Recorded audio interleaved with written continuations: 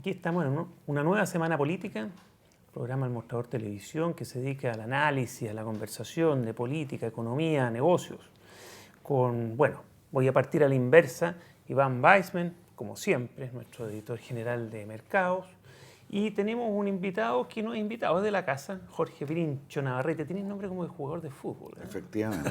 Una vez al año hace su aparición, ¿no? Así es, un poco más porque a Mirko, como le gusta tomarse muchas vacaciones, lo tenemos que invitar más. Mirko anda en Chiloé, no sabemos, no contó con quién, cómo, dónde, pero hay muchos rumores. Dicen que es el Trauco. El Trauco. El Trauco de Chiloé. Bueno, en ausencia de Mirko está con nosotros. Gracias por estar aquí, Jorge. Gracias por invitarme. Difícil reemplazar a Mirko. Vamos a hacer un esfuerzo. Tenéis que ser más pesado, lo quieres, pues es la única forma de reemplazarlo. Y hablar sin punto y coma. Exacto, y no dejar hablar al resto. Pobre Mirko, no va a faltar más. Bueno, gran analista político, nuestro amigo Jorge Pirincho. Y bueno, con el auspicio de la Universidad Andrés Bello, la primera universidad privada en acreditarse en educación y líder en investigación y en esta maravillosa librería Ulises que nos cobija, nuestra anfitriona del barrio Las Tarrias. Y bueno, tenemos varios temas como siempre. Yo creo que Jorge, Iván, tenemos que hablar de las encuestas que están saliendo, de las que van a salir, cómo ha ido aumentando la desaprobación y bueno, las complejidades de las cuales Jorge es experto. Tenemos que volver un poquito a la nave y el hecho político, económico y de negocio y cómo viene el año que viene, valga la redundancia. Sí. Y bueno, este tema de esta especie no diría división, pero este conflicto al interior de la nueva mayoría entre el ala o el eje radical de C y el resto que se empezó a ventilar por la prensa el fin de semana pasado, pero que ya está fracturado internamente. ¿Qué opináis, Jorge? ¿Con qué partido? ¿Qué te acomoda? ¿La encuesta o el eje radical de C? Partamos por las encuestas. Tenemos ya los resultados de la CEPA-IMAC de este mes. Vamos a conocer en algunas horas más los resultados de la encuesta CEP. No hay ninguna novedad. Lo cierto es que sigue creciendo la desaprobación, sigue bajando la aprobación y lo que confirma una cierta tendencia. Pero sigue bien arriba, ¿eh? En relación con lo que era Piñera, con lo que le pasó a Lago, lo que le ha pasado a otros que en los primeros años estaban desplomados. Sí, comparativamente eso es verdad. Lo que pasa es que probablemente habría que mirar con el primer mandato Bachelet. Recordemos que la primera administración tuvo un año difícil. Un bajón muy fuerte. El primer año de la crisis, el 2008 o 2009. Exactamente, sí. Y que se mezcló con dos acontecimientos que probablemente marcaron toda su administración. Primero, la Revolución Pingüina y después Eso fue lo que más le pegó al comienzo. Y después el Transantiago. Porque la crisis vino un poco después. Sí.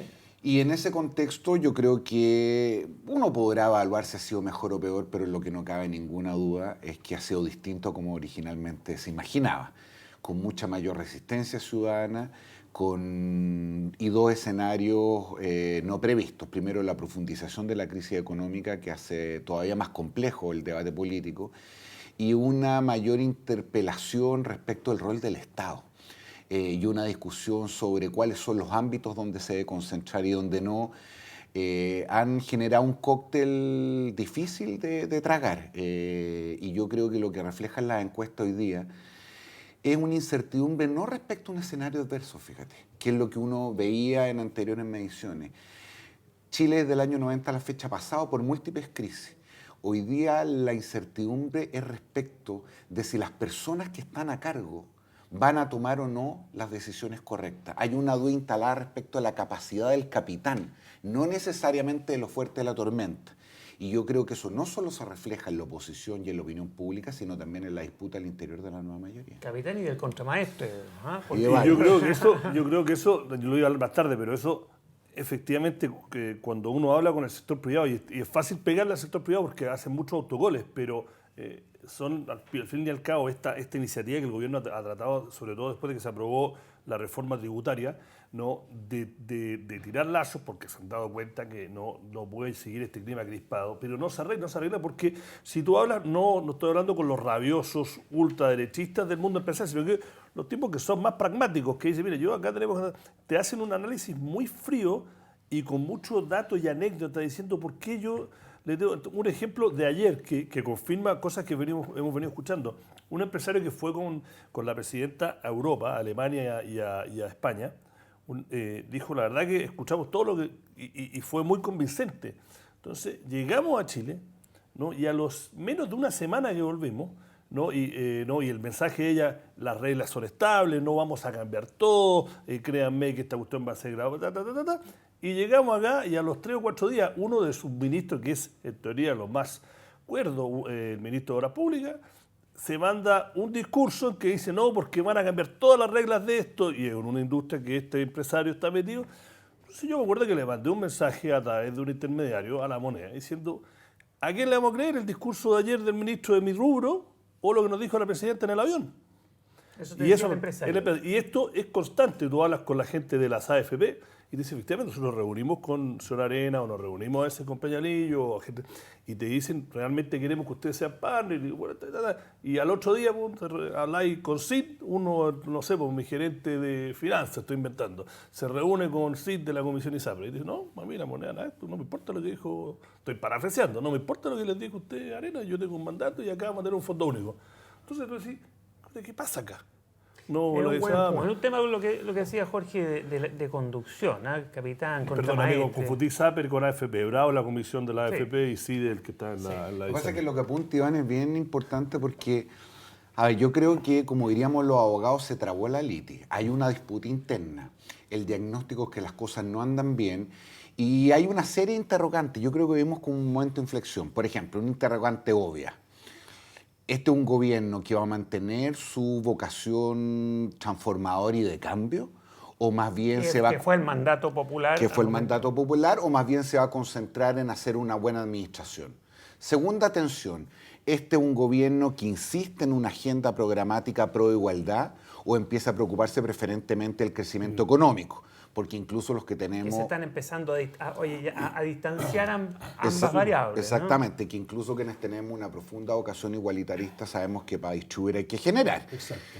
Y tercero, la tensión incluso respecto al rol del Estado. Los temas de seguridad, lo que ocurrió en el metro, los cajeros, los robos, los cajeros. Desde Hobbes para adelante, la teoría del Estado muestra que esencialmente su primera labor es brindar seguridad. Entonces, ¿qué es lo que yo creo? Esa decisión, pese a que hay un conflicto, no se ha tomado. Y por eso no se ha producido, entre otras cosas, el cambio de gabinete, que es una consecuencia de esa decisión. Cuando aparezcan los nombres del cambio de gabinete, va a bastar mirarle los rostros a cada uno de los ministros y vamos a ver cómo se contestó cada una de esas 3 preguntas. Y yo creo que, pese a que esa disputa está instalada, la presidenta de la República, quien resuelve esta cuestión, no ha tomado una decisión de si metemos el acelerador, viramos un poco a la derecha o simplemente frenamos y ponemos algo de pausa. Sí, porque para contestar, compro completamente ese análisis, pero si uno mide el discurso que ella dio en la ENADE, que entendemos nosotros de que iba a ser siempre medio fuerte, pero se puso más fuerte porque le molestó mucho el discurso de la mañana del presidente de la CPC, Andrés Santa Cruz, el tono y cómo trataron a Arena. Que lo hizo Adré para picanear. Mira, es que yo, no sé, uno cuando está muy cerca de los eventos, yo lo he visto ya 3 o 4 veces y es como, no lo encontré particularmente más agresivo que normalmente. Y dice las cosas, a mí me gusta porque es transparente, más allá si uno está de acuerdo o no con lo que dice. Y ahí ella fue bastante dura, diciendo yo quiero que ustedes sean nuestros partners, pero acá a mí me eligieron para hacer esta reforma, el país ha estado gritando por esta reforma, las vamos a hacer, ojalá que ustedes estén con nosotros, sean protagonistas, pero estas se van a hacer sí o no. Entonces, uno la escucha en ese discurso. Ahora se está inclinando por la tesis de continuar adelante. Pero lo que hablábamos antes, sí. yo creo que la señal de ese debate interno va a ser si cambia o no al ministro de Hacienda. Bueno, claro, esa es la base, puede ser el contramaestre que le están pidiendo la cabeza, ¿no? El sector empresarial está pidiendo la cabeza. Pero no solo a él, si lo que pasa, a ver, para hablarlo en completo castellano, en un gobierno hay 2 personas que realmente mandan, los que tienen la conducción política y los que manejan la billetera. Y por lo tanto, cualquier cambio de gabinete, si es que lo que uno quiere procurar es dar una señal concreta, específica y válida, cualquier cambio de gabinete pasa por reordenar la moneda en algún sentido y evaluar la permanencia del ministro de Hacienda. Si el cambio de gabinete no toca esas 2 áreas, por mejor que sean los ministros que ingresen, Sí, claro. la señal no va a ser de la entidad suficiente para provocar este cambio de expectativas que se espera en los empresarios, en el mercado y en la opinión pública. Y eso es muy jodido. Ahora hay un punto que no hay que desatender, que la reforma tributaria se logró y en ese sentido se va a recaudar más dinero. Los que antes pagaban, prácticamente no pagaban, que era el 0,01% de este país se las arreglaba para no pagar. Ahora todo indica que, salvo que haya unas martingalas desconocidas hasta ahora, van a tener que pagar impuestos. Quizás no todo lo que proporcionalmente debieran pagar en relación con lo que tienen, ¿no? En relación con lo que no tienen. Pero eso yo te diría, fue un hito que ha pasado, que generó mucho roce, ¿verdad? Pero un hito de obtención, un hito de logro. Ahora viene algo más difícil, que es el hito de logro de la reforma educacional y el hito de logro de la reforma constitucional, que es un tema que... Sí, yo compro de que es un hito de que incluso la UDI y RN firmaron subir 3 puntos del PIB los impuestos, pero o sea, yo no conozco ningún... Yo soy economista, a pesar de que ejercí muy poco como economista, pero de macroeconomía es una cosa que creo que entiendo un poco, pero no soy tributarista, y conozco bastantes economistas de gobierno, de antigobierno, pro-gobierno, keynesianos, neoliberales, y la verdad que a mí me cuesta encontrar un economista que sea tributarista de cualquier ámbito político que diga que esta reforma tributaria es aplicable desde el punto de vista técnico y que va a resultar como se planea. Es que es muy enredado, eso es verdad. Oye, ya volvemos un par de segundos. Gracias.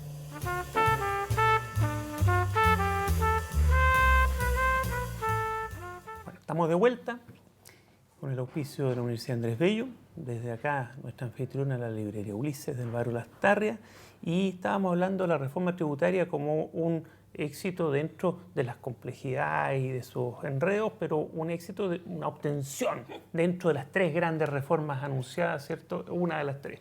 Y algo querías comentar tú antes de pasar a lo constitucional y a lo educacional. Sí, que a mí me gustaría ser tan optimista, fíjate, pero tengo algunas dudas de diverso orden. Primero, creo que la reforma tributaria no va a lograr recaudar lo que originalmente se propuso por diversas razones. Sí, dicen los expertos. Pero por de pronto, con el cobre a como está, y además con una serie de entregas finales, tengo la impresión de que no vamos a alcanzar la meta. Pero más relevante que eso, es que yo creo que la forma en que se tramitó la reforma tributaria refleja bien algo de nuestra esquizofrenia. Partimos del avanzar sin transar al transar sin parar. Y lo que yo creo que ahí ocurre es esa tensión que no hemos logrado resolver de, primero, entender el consenso como un fin en sí mismo y no como un instrumento, de quizás el mayor pecado que cometieron los gobiernos de la concertación, que fue creer que la única manera de hacer un buen gobierno es hacer como que uno no hubiera ganado las elecciones, a pasar a la retroexcavadora, que es al uso indiscriminado de las mayorías. ¿Cómo no pero se dieron cuenta que la mayoría no estaba para el momento de la votación. De acuerdo, pero no estaba por una cuestión bien interesante, a falta de oposición, que no existe en la derecha. En ninguna parte. Se armó una oposición interna. Exactamente. Claro. Y hoy día la tensión está instalada al interior de la nueva mayoría. Es decir, hay una búsqueda de equilibrio que no hemos logrado dar, que combina estas dos cosas, que entienda... Es un país bipolar, pues lo hablábamos la otra vez. Parte, no sé si es esquizofrénico, ¿cuál de las categorías de la esquizofrenia? Bipolar, sí. Yo sé que Mirko siempre dice eso. Yo mis 3 años de vuelta no lo veo tan así. ¿No lo veis tan bipolar? No. Yo en la política sí, fíjate. Ustedes lo conocen más también, yo lo veo como lo que es Chile siempre, medio moderado, pero hay un combo y te despertado. Bueno, pero es parte de lo mismo. Oye, bueno, entonces trajo esas consecuencias, en el fondo demostró y evidenció algo que nadie quería ver, pero ya está, hay una reforma tributaria, más allá de lo que recaude, un logro que uno podría haber querido que fuera mejor, más progresiva, en fin. Pero hay un logro. ¿Qué va a pasar con la constitucional y con la educacional y con esta pelea interna, esta oposición interna? Buena pregunta. Si escuchamos a la presidenta y le creemos a la presidenta, tomando el ejemplo del empresario que ponía Iván, que quiere seguir adelante, como decía en la es que el 2015 vamos a tener un proceso participativo, popular, amplio, que según sus propias palabras podría terminar en la elaboración de una nueva constitución. Tenemos, sin embargo, el Partido por la Democracia, que no digamos que su presidente precisamente es de los más moderados desde el punto de vista de la velocidad con que deben llevarse los cambios, quien dice que no, que es una cuestión que hay que postergar para el 2016. Yo tengo la impresión de que lo que ocurrió aquí fue que, al igual como va a suceder con otras reformas, AFP, ISAPRES, laboral, el contexto sociopolítico económico por el cual atraviesa el país ha generado la tentación de postergar o moderar mucho de los cambios que originalmente se habían planteado. Porque hay temor de que no haya posibilidad de hacerlo, ni apoyo para hacerlo, y que se le desordene más el panorama económico. O que yo creo que el gran temor, a lo menos en la élite empresarial y en otros circuitos más propios de la oposición formal, de que la discusión de una nueva constitución sería el elemento definitivo para acrecentar de manera irreversible la incertidumbre sobre el escenario político-económico para los próximos años. Bueno, ahí está el enredo, ¿no? Yo me acuerdo, yo creo que lo cité una vez acá, lo dijo Nona, así que lo dijo en una entrevista con nosotros en la mesa, antes de asumir en Codelco, incluso antes de que llegara al gobierno, Óscar Landarreche, que fue parte del programa y que después se unió al gobierno en Codelco, que yo creo que fue bastante honesto, dijo dos cosas, me acuerdo de la entrevista. Dijo, primero, yo creo que que una vez que asumamos, él en ese momento me había dicho que no creía que iba a ser parte del gobierno, que seguía en la FEN full time. Dijo, primero hay que transparentar que estos cambios van a tener costos y hay que ser honestos. Vimos que, sobre todo en la primera parte del gobierno, esos costos con la reforma tributaria fueron, no quiero decir mentirosos, pero no fueron suficientemente transparentes para admitir de que tenía un costo. Y segundo, y eso fue un análisis muy personal de él, pero me acuerdo porque yo estoy encantándome con la historia de mi país, dijo, Chile históricamente, en democracia, nunca ha podido hacer más de un cambio por un gobierno, incluyendo el de Frei Montalva, que duró 6 años. Dijo, Chile no tiene la madurez política de hacer 3 o 4 o 5 si metís salud y AFP. En ese momento estaba hablando de... Entonces es muy difícil. Entonces dijo, entonces yo creo que a lo mejor estamos abarcando mucho. Bueno, evidentemente se está abarcando mucho y ya quedó claro. Pero también habla de la valentía de tratar de impulsarlo, ¿no? Así veamos el otro lado. No, y del reflejo de un diagnóstico, si no es casualidad. No es casualidad, porque se sabe que hay que hacer cambios. Estos tres ámbitos, es un país que requiere cambios. Estos 3 ámbitos tienen que ver con una cuestión que estaba, a lo menos editorialmente, súper asentada en el Chile hace 2, 3 años, que era la rabia de los ciudadanos contra el poder. Por cómo el poder se originaba, por cómo se usaba, por cómo se distribuía. Con el partido del orden, en definitiva. Y si uno lo ve con algo de cuidado, estas 3 grandes reformas son una manera de redistribuir poder. La nueva constitución redistribuye poder político, la reforma tributaria redistribuye poder económico, la reforma educacional redistribuye poder social. Cosa distinta es que uno no pueda acometer las 3 reformas en un periodo, pero si lo que uno está hablando es de una sociedad más igualitaria, inclusiva, democrática, donde hay más participación de los ciudadanos desde lo primero y lo más importante, que es su opción política, por eso el tema constitucional es relevante, lo cierto es que no había forma de no plantear estas 3 cuestiones. Yo estoy de acuerdo, yo estoy 100% de acuerdo. Ahora, el punto pareciera que la reforma constitucional le va a quedar grande ya a este gobierno, pareciera, ¿no? Pero la educacional, Jorge. Sé que la reforma educacional es, desde el punto de vista político y social, probablemente la más significativa, toca el corazón de lo que levantó esta coalición y este gobierno, pero no quisiera dar por bueno que nos va a quedar grande la reforma constitucional. Es decir, ojalá que no. La constitución es como, para hacer un símil futbolístico, es como en las reglas del juego. Poco importa si un equipo juega con 2 delanteros, con 3 defensas, si es que uno no sabe cuándo la pelota sale, cuándo foul, cuándo te puede mostrar tarjeta amarilla o roja. El contexto te lo da una constitución donde la política juega. Si nosotros no tenemos ese contexto, nada va a mejorar. Estoy completamente de acuerdo, pero ¿quién se va a echar a la espalda eso en este gobierno? A menos que haya cambio de conducción. No el ministro de Justicia actual, espero.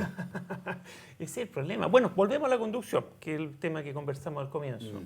Oye, en la NADE... lo de la educación lo vamos a dejar porque en realidad es tan amplio, ¿no? Estos 3 proyectos están hoy día entrampados. Todo indica que si no salen luego, ya el entrampamiento va a ser generalizado. ¿Sí? Ojalá lo saquen luego y en esto lo excelente enemigo lo bueno, pero por lo menos mejor de lo que está. Yo quiero decir una cosa sobre la reforma constitucional, un tema que... ¿A ti te gusta mucho el tema? tema? A mí me gusta, yo lo he transparentado, yo soy parte de Enseña Chile. Cuando vivía afuera siempre estaba metido en el tema de cómo mejorar la calidad de los profesores en los diferentes países y sé un poco, no sé si mucho o poco, pero me interesa. Es que es clave, aumentar la calidad de los profesores es clave. Pero a mí me parece, que hay que poner el gato, ¿no? El país que yo quiero que volví, antes de que entrara al gobierno, hay una concepción de que es absolutamente, o están de acuerdo ambas grandes bloques, de que hay que cambiar y mejorar la educación en Chile. Y el debate es cómo, obviamente, ¿no? Que es muy importante, pero yo creo que una oportunidad se usa mucho. Yo creo que lo poco de ser la historia de mi país, que es una oportunidad histórica, es ahora o nunca. de hacerla bien. No, creo hacerla, que lo que han planteado... Oye, hacerla excelente es imposible. No, excelente, pero me gustaría que se tratara de hacer lo mejor posible.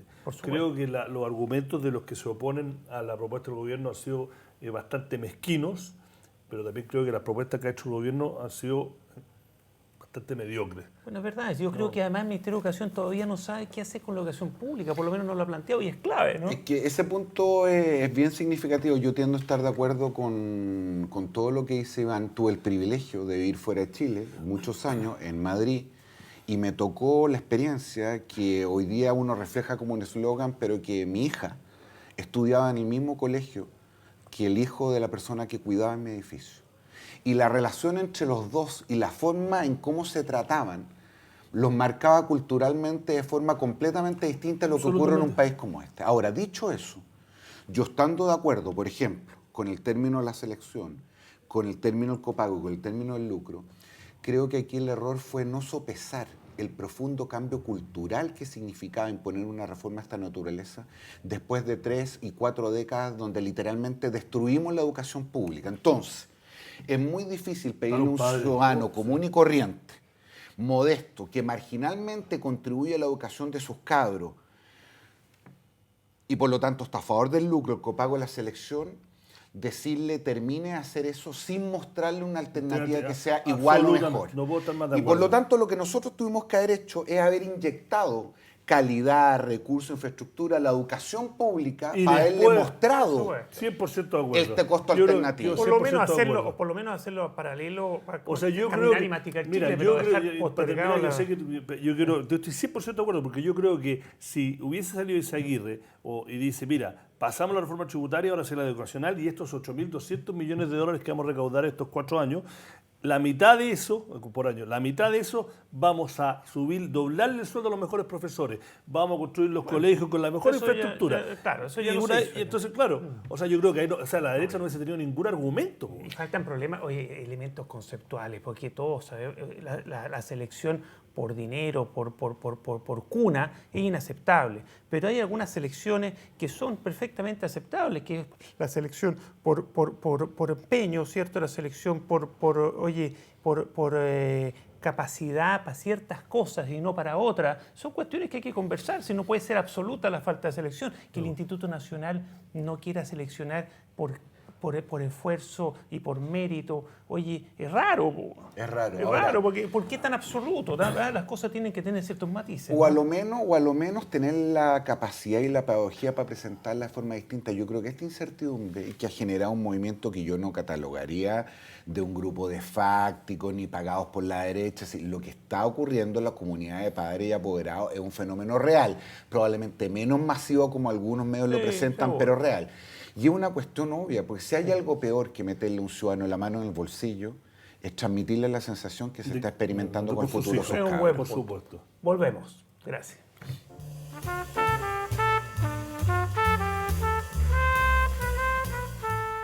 Ya estamos cerrando el programa. Yo creo que no podemos dejar de conversar qué pasa un poquito más con la economía, ¿cierto? Bueno, yo quiero un poco... se ha tocado ya, no hay nada nuevo y toda la semana o semana por medio dijimos... Tengo una duda, perdón. ¿Se sigue usando el término desaceleración eufemísticamente? Sí, no, pero desaceleración. Eso es desaceleración. Lo que desaceleración de este año... ¿Es adecuado o ya está haciendo un poquito...? No, porque no, técnicamente es adecuado. Si desaceleración viene que tú sigues creciendo pero a un menor ritmo y la economía sigue creciendo. ¿Y el próximo año va a pasar eso? El próximo año, en vez de crecer al 3.6 como cree el gobierno, yo creo que el IPOM de la próxima semana, el Banco Central, va a bajarlo radicalmente. Las encuestas privadas, las más optimistas, dicen 3. La mayoría de la gente dice 2,5. La inversión, nadie cree que la inversión privada va a repuntar. Los más negativos dicen que va a caer incluso más que este año, que cayó, en la primera mitad ya cayó casi el 20% de la inversión privada. ¿La inversión pública es capaz de empujar? No, todo el crecimiento va a venir de eso, pero si tú sumas crecimiento de PIB 2,5, para ser realista en el medio, y el aumento del gasto público que va a ser un 9.8%, el gasto público el próximo año es del 10%. Si tú haces las matemáticas, que acá es una lata hacerlo, es más o menos te cree que la economía, o sea, todo el crecimiento vendría de ese impulso público. Y si, Que un como 20% de la y como economía dice- más o menos, no más que eso. Pero si, como dice Pirincho acá, no recaudamos tanto, ¿qué pasa? Con eso se tiene que endeudar más.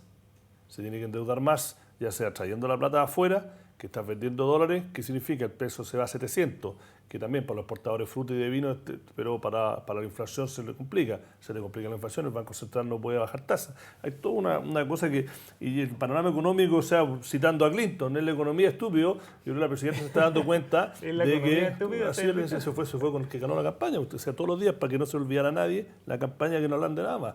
No, es la economía, hablemos de la economía. Yo creo que la economía, no, sin desmerecer los movimientos sociales de los padres, de la clase media, que se oponen, yo creo que la economía es para ser el gran freno a muchas de las cosas que la van a llevar a tomar ciertas decisiones, ya sea administrar un buen gobierno para generar crecimiento o irse con todo y asumir el costo económico de o crecer muy poco o no crecer. Pero el pronóstico hoy día es que se va a crecer muy poco el próximo año. Todo el mundo cree que es muy optimista. ¿Cuánto es el poco? ¿El mío o el de los economistas más negativos? Los dos. Yo creo que con suerte crecemos 2% el próximo año, que sería un poquitito más que ahora. El Global Institute asegura que vamos a crecer al menos un punto más que este año. Este año va a terminar creciendo 1.8, ¿Y los economistas más negativos? 2.5. Es decir, tú eres más negativo que Sí. los más negativos. Porque yo creo que ellos pues terminan, yo estoy haciendo intuiciones, ellos ven números, pero todas las meses los números se tienen que ¿Y actualizar. con po. ese 2% de crecimiento hay agua en la piscina para reformas más radicales como el Difícil. cambio de reglas del juego? Fíjate que lo que dice Iván tiene una derivada política bien novedosa. No habíamos acostumbrado que el crecimiento económico no fuera un elemento significativo para evaluar a los gobiernos. En los últimos 25 años, la administración que mejor crecimiento económico y generación de empleo tuvo fue la de Sebastián Piñera. Y sin embargo, los últimos 25 años fue el peor gobierno evaluado en promedio también. Pero eso ocurre cuando esto se maneja entre una banda. De una banda que uno lo da por hecho. po. Obvio, que es como el aire que uno respira. Claro. Pero cuando el día lunes no sabe si va a Falta poder aire, mandar falta a sus aire. cabros al Claro. colegio Y si o a el tener desempleo llega a pega, 8-9%, esto empieza efectivamente a jugar políticamente de esta manera. Jugar en la contracción, en la moderación, en el 1, 2, 3 momiae, y yo creo que eso es lo que está afectando El sector muchas de las privado reformas que está estaban hablando- un planteando. poquito, me gustó eso, cuando chicos jugábamos 1, 2, 3 momiae. sí, Claro. no había PlayStation. po. Como los empresarios son algunos de ellos, la mayoría de ellos más ciúticos, entonces ahora dicen wait and see, que es como la frase de moda en ese ambiente. Debería Bueno, esperar. Ya. oye, Jorge Pirincho, Navarrete, muchas gracias por Gracias estar con a ustedes por nosotros. Lo haberme has hecho invitado. mucho mejor que Mirko. No. Yo creo que nos vamos a invitar más. Mirko, quédate en Chiloé. Trauco, el Trauco de Trauco. Chiloé. Encantado de poder venir cuando se tome vacaciones, nuestro querido amigo. Gracias, Iván. Gracias a todos. Nos vemos la próxima semana en una nueva semana política. Chao.